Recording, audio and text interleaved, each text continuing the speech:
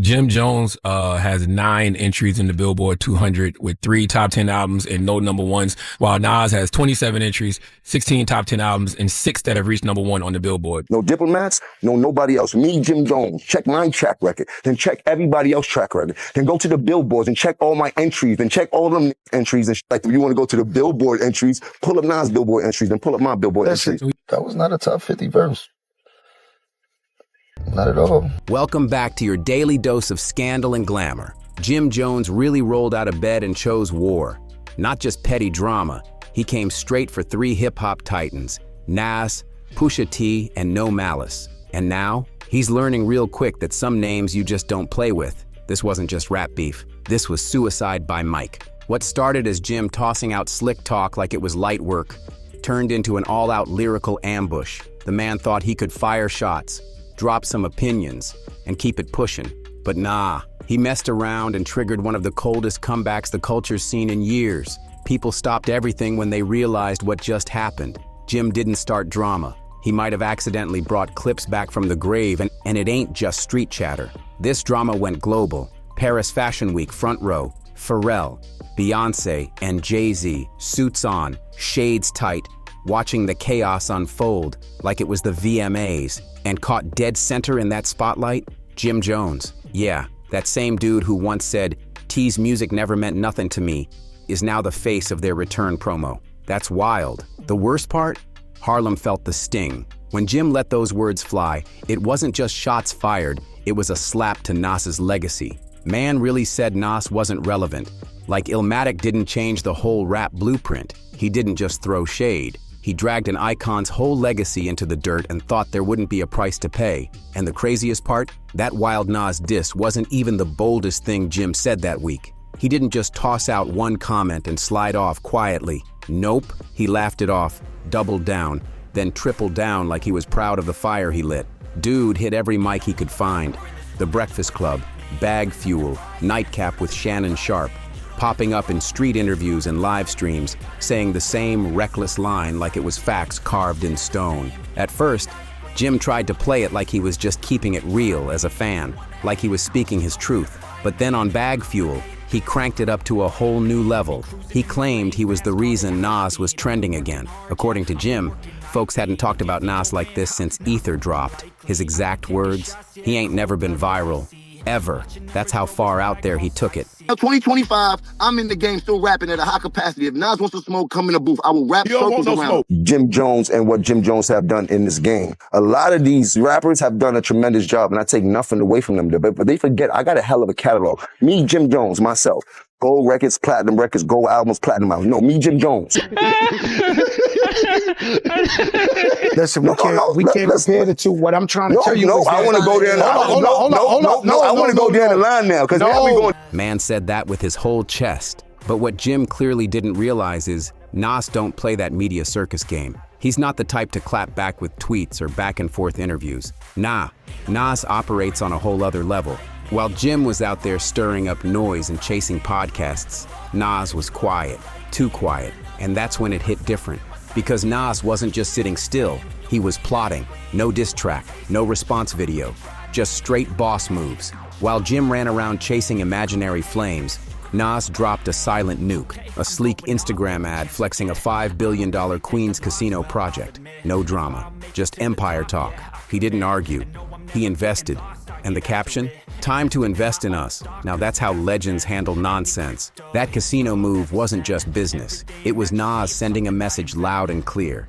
He's too rich to argue with dudes who's still chasing clout. And honestly, if that had been the only fire Jim played with, things might have died down. But nah, Jim couldn't help himself. He had to turn the heat up again. This time, he went after Pusha T. Yup, Jim had the nerve to say Pusha ain't even top 50. Like that wasn't gonna spark some serious noise. But what Jim really didn't realize, No Malice was listening too. And now fans are asking the real question. Did Jim just bring Clipse back together with one dumb take? Let's take it back. Clipse wasn't just hiding.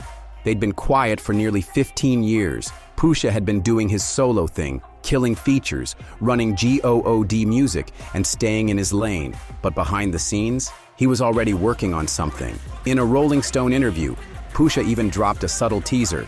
He told the world he was trying to get No Malice back in the booth. I'm like, yo, listen to what I just made, he said. We could really do this. But at that time, No Malice wasn't feeling it. He brushed it off. Still, Pusha made it clear, if I had it my way, it would be Clipse. It's really up to my brother. Fast forward, and boom, Jim's mouth might have handed them the perfect excuse to spin the block. Once that top 50 comment hit the streets, things shifted. Comeback rumors exploded. The Clipse popped up together at Pharrell's Something in the Water Festival in Virginia Beach back in 2022. That was the spark. Then they hit ComplexCon. Then boom, Hyde Park Summerfest in Chicago. They hit the stage and blacked out with classics from Lord Willin' and Hell Hath No Fury. And just like that, Jim's reckless words might have reactivated two of the deadliest brothers in hip-hop history. He looked way too ready to jump back into the spotlight, and then everything changed. That's when the whole energy flipped. Suddenly, Clipse wasn't just talking about a reunion. They were living it. The brothers pulled up in Paris, strutting down the Louis Vuitton runway, side by side with Pharrell, who had just taken over as creative director for LV's menswear line. And guess who was front row? Jay-Z and Beyoncé, locked in, watching every move like it was history in the making. Then boom, that moment hit. A brand new Clipse track exploded through the speakers mid-show. And it wasn't soft either. It was gritty, sharp, and straight to the neck. Everybody in that room knew who the target was. Jim Jones just got aired out live at Paris Fashion Week. And Pusha T, oh, he wasn't holding back at all. No sneak disses, no metaphors to decode. It was direct, surgical, and aimed right at Jim. But here's where it gets even deeper. This wasn't just a diss track.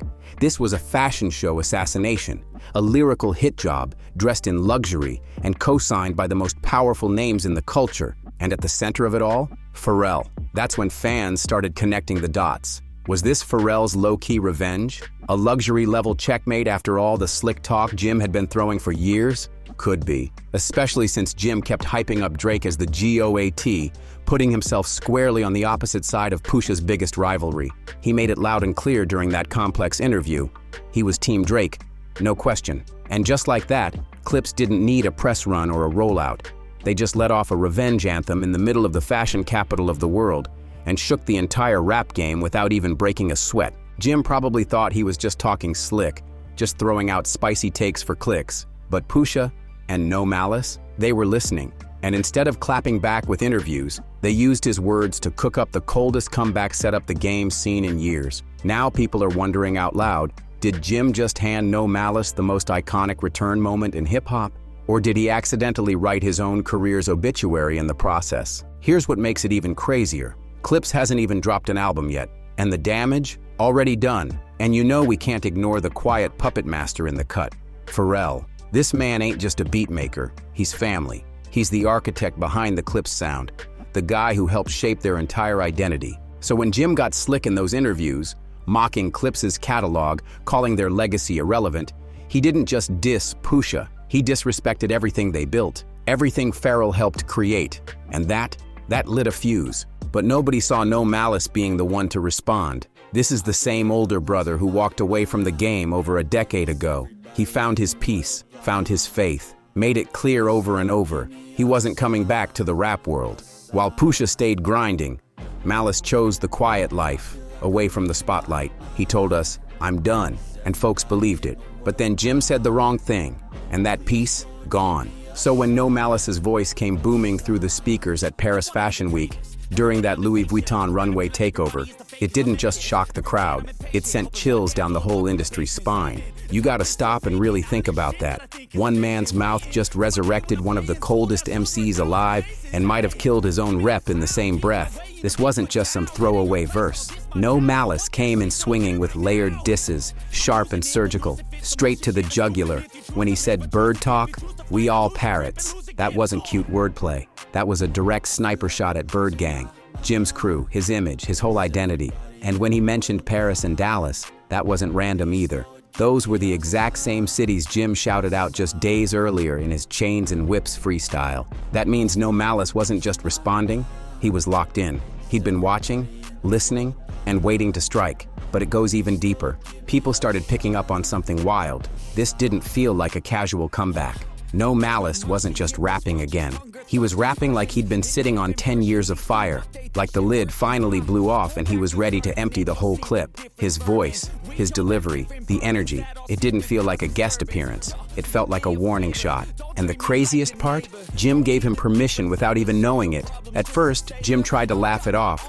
He even posted a clip of himself chuckling at Pusha's Paris verse. But the act didn't last long, because when he pulled up on Drink Champs and NORE brought up the Clipse diss, Jim flinched. You could see it. Behind the jokes and fake smiles, the cracks were there. So what did Jim do next? He ran straight to the booth and fired back with his own Chains and Whips freestyle, on the same exact beat Clipse used to call him out. Then came the BT Awards, and that's when the drama reached a whole new level of messy. Later down the line, Bootleg Kev sat Jim Jones down for a quick interview, and Jim did what Jim always does. He played it cool, tried to act like nothing was bothering him. But the second Kev brought up Clipse's new single, Chains and Trumpets, Jim flipped the switch. He didn't hold back, called it weak, said they were just riding off nostalgia, and claimed their bars weren't even hitting.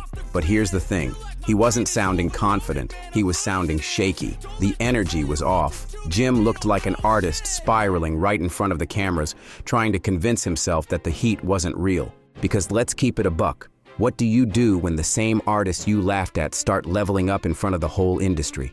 When the ones you called washed step back in and start shaking rooms again? You either fall back or you double down. And Jim? Oh, he doubled way down.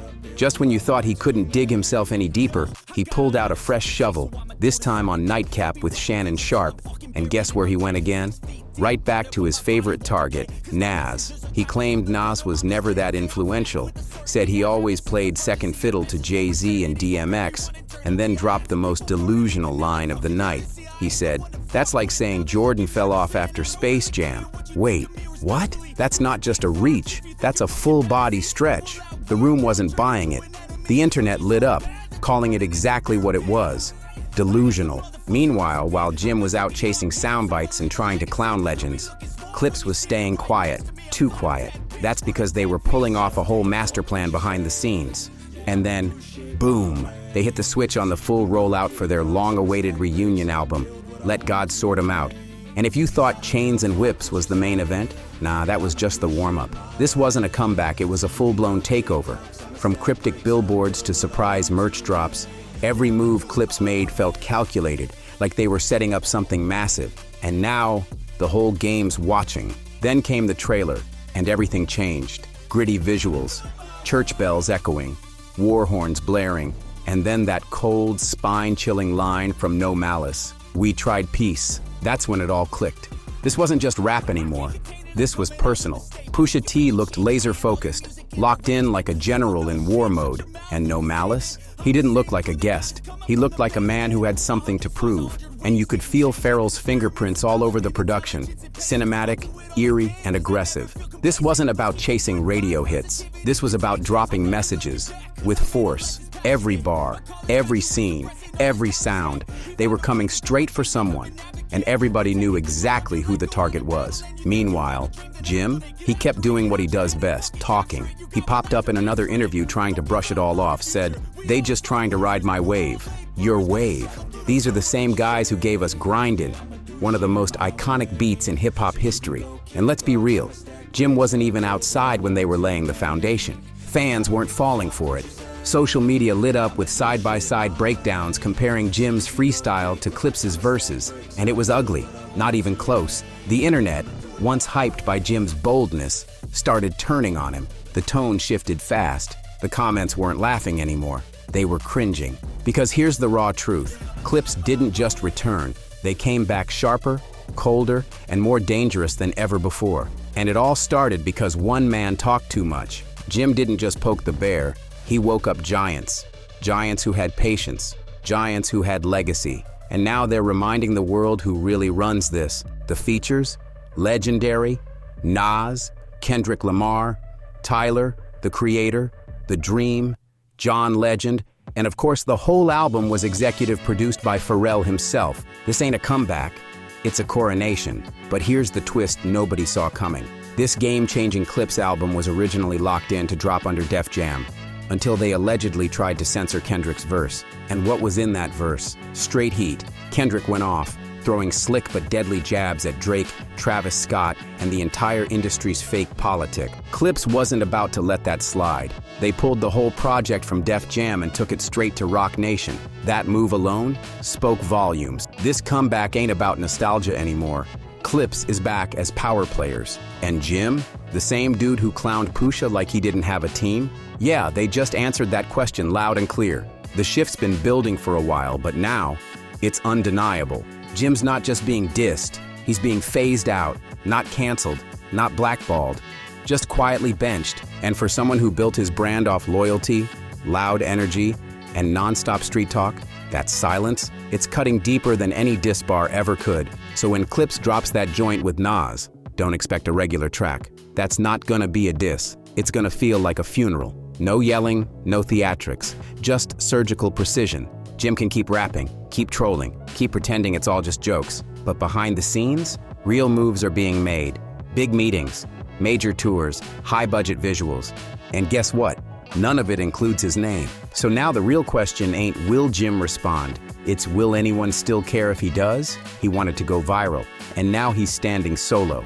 Not hated, not blacklisted, just quietly erased. Maybe even canceled right out of hip-hop history. And if you enjoyed this video, don't forget to like, subscribe, and share to stay in the loop with all the latest. Hit that notification bell so you never miss an update, and I'll catch you in the next video.